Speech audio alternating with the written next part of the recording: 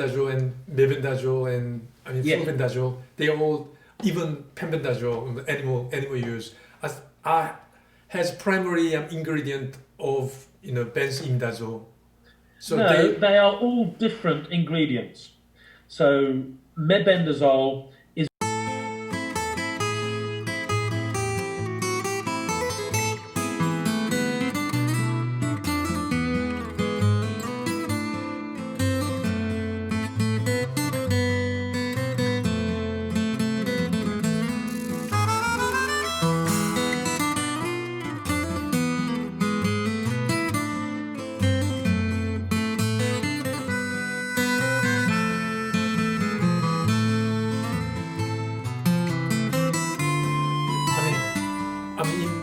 COC protocol, you use 4 drugs and including the mebendazole. Why mebendazole? Yes. In England, why mebendazole? In Korea, we have albendazole and fluvendazole.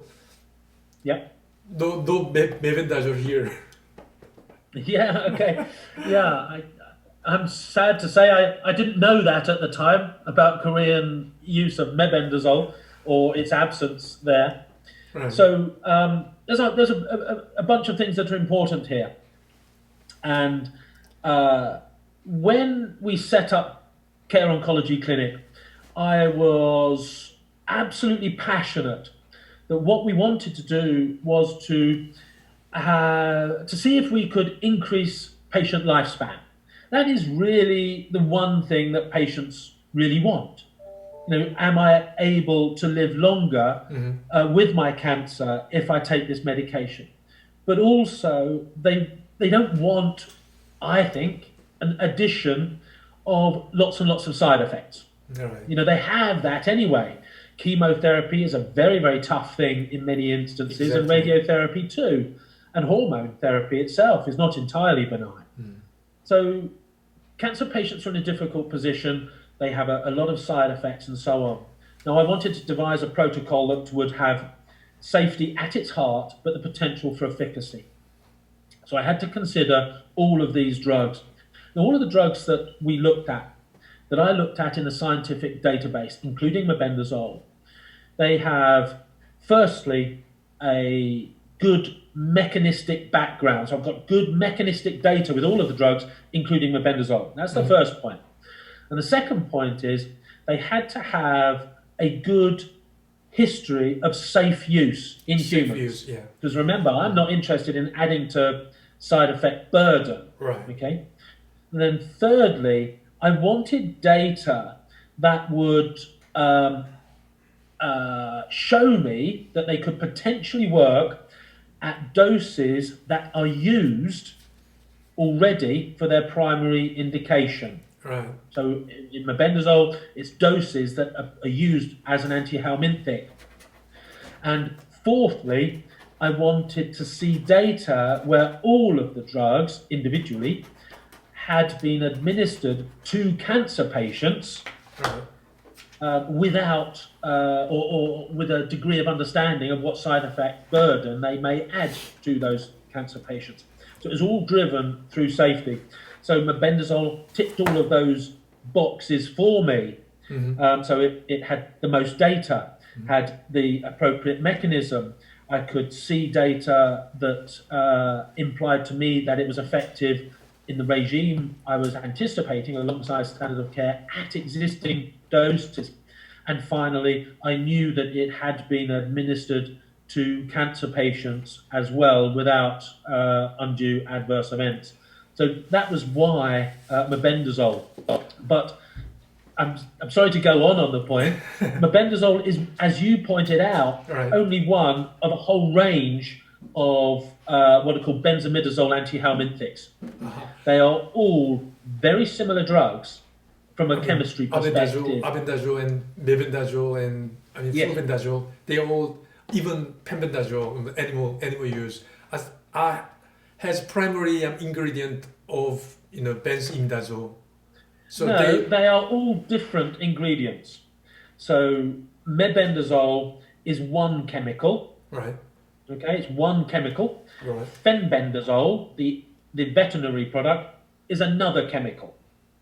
But okay. Penbendazole is a different thing to to mebendazole. But they use And them. this is a really important thing, very, very important point, because fenbendazole is not a registered drug in humans. For animal. Yeah. So remember, one of my principal drivers here is I want to see effectiveness of medications, but safety. How can I really see safety, excuse me, in a drug that has no human license?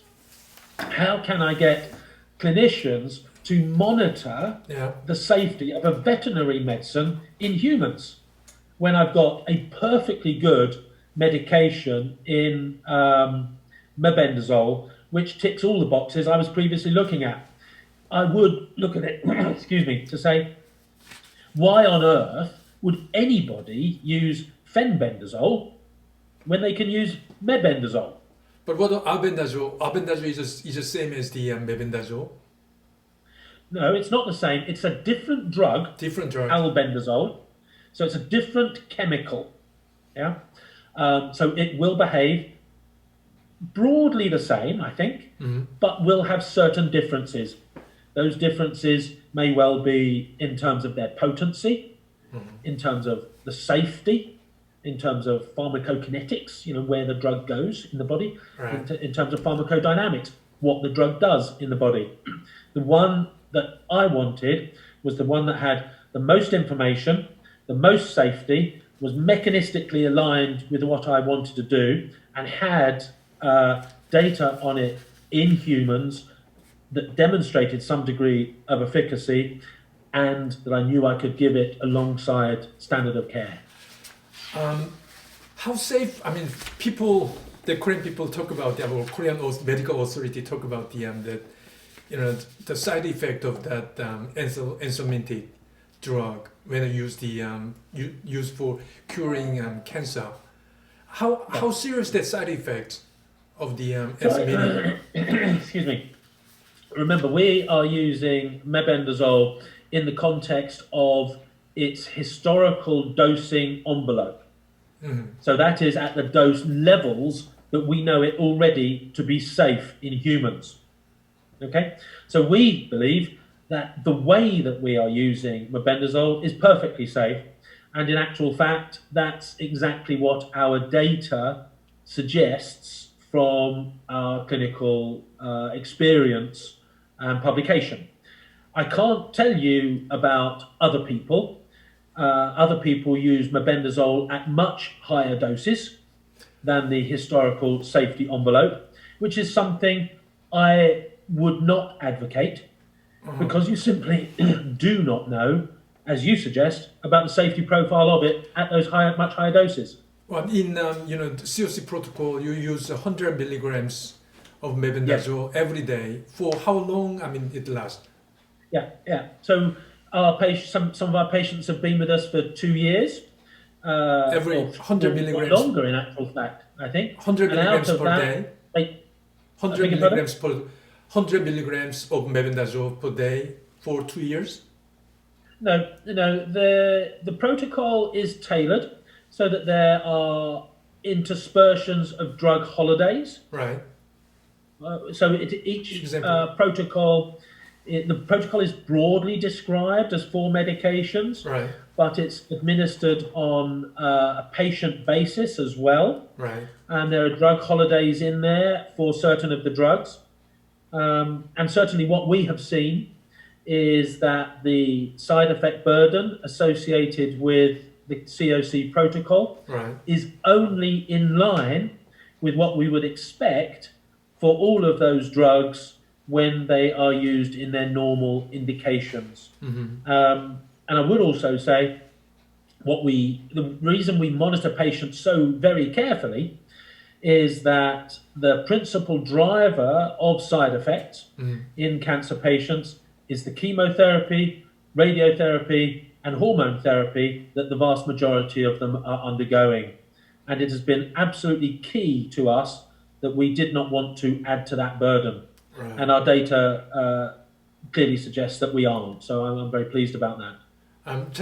Can you give me just a little bit of hint I mean that about the holiday medication holiday for mebendazole. Yeah.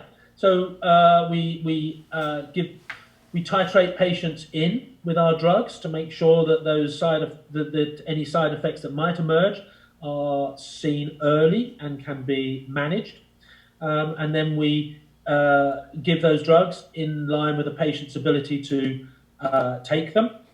And then we give them short holidays while we intersperse other drugs. But each one of the COC protocol drugs is administered to the patients on a patient basis, understanding their own situation. Right.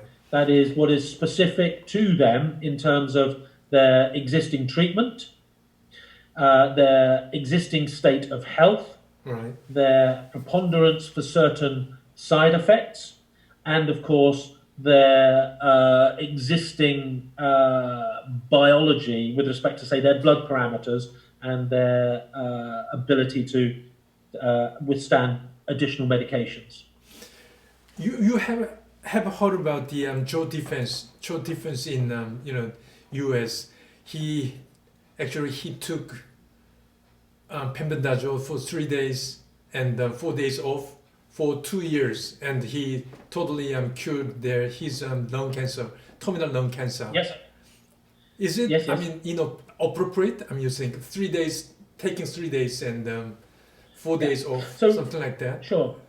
Great. From the So what you're medical point of describing view. there is an individual patient who self-administered the veterinary medication to himself, and alongside anything else he took, alongside any other standard of care or any other supplements or any other regimes such as ketogenic diet and vitamin C and whatever else might Vitamin have E. happened. And on this individual patient, you saw, or rather he saw, that his cancer has disappeared. And that is fantastic. I am very happy for him. And that's a great thing. But what it doesn't amount to is evidence that as a single agent is responsible for that clinical outcome. Now, it is great news for him, but for us to change the landscape for cancer treatment on a global basis, we need more than a single patient who may have got better for many other reasons. And many oncologists will say, we all have our miracles. And it's really great that there are those miracles for those people, but it doesn't amount to evidence. And that is what the clinical community want to see. And that's why we set up Care Oncology Clinic with a view to let's get the very best possible evidence we can and publish it. That's why we published the 96 glioblastoma patients and the 100% increase in life expectancy that we saw with those patients. Now that was in 96 patients, which is a significant number of glioblastoma patients, and the statistics on that outcome show that it was statistically significant. Okay, yes, still preliminary. We still need to do more studies, but it shows that it was statistically significant. That is not the case with an n=1 anecdotal observation of one person. Great for that one person, really great, but it's not going to change the world. And the thing is, But that's what we wanted to do, was change the world, not for one person, but for everyone. right. But the thing is, in Korea, many the cancer patients try to follow the Joe Defense. Yeah, I mean, the absolutely. way. So yeah, I totally get that. So this is the difficult situation, isn't it? Every cancer patient wants to live longer, Right. Definitely. and will do anything, and I totally understand that. Many patients come to us with a long list of supplements and a long list of other things that they're doing, and this is the same throughout the whole world of cancer. But if we're to change the world, which is what I do want to do with our protocol, if it continues to work, is we need evidence. Okay. And that's a dilemma. How many success story you have? I mean, the COC with COC protocol. I read an article in the Independent English paper, and it says it's more than 1,000 cancer patients, some including terminal cancer, got cured with COC protocol. Is that true? Yeah. Yes. We have, that's quite an old publication that you refer to now. We have many, many more cancer patients than that. And since that publication, we have made that publication in the scientific journals, in a peer-reviewed scientific journal, describing very, very positive outcomes in the treatment of only one cancer, glioblastoma. But remember, the mechanism here suggests that this could be applicable to all cancer types, regardless of tissue of origin. So yes, we treated a lot of people. Many of them report now stable disease and the tremendous benefit. But remember what I did say, and that is that individual patients doesn't amount to evidence. What we need is evidence across a broader base. Exactly. So that we can change the world of cancer treatment. And I'm really pleased that we're doing what we're doing, actually. Yeah, we are seeing a lot of patients and we're getting a lot of data, and I'm really excited about the next patient groups that we can publish on. I would hope to do something in some of the very tragically quick cancers, such as triple-negative breast cancer. I'd like to be able to report in that. I'd like to be able to report in ovarian cancer as well. I should also like to report in the very large cancers such as colon. And I think that's probably where we may have the numbers to report in the not too distant future if we're able to continue. Great to hear. I mean, Rosie Williams and Professor Ben Williams, I read the article in... yeah, absolutely. They're great things, aren't they? Because they provide motivation and excitement for people that actually things can change.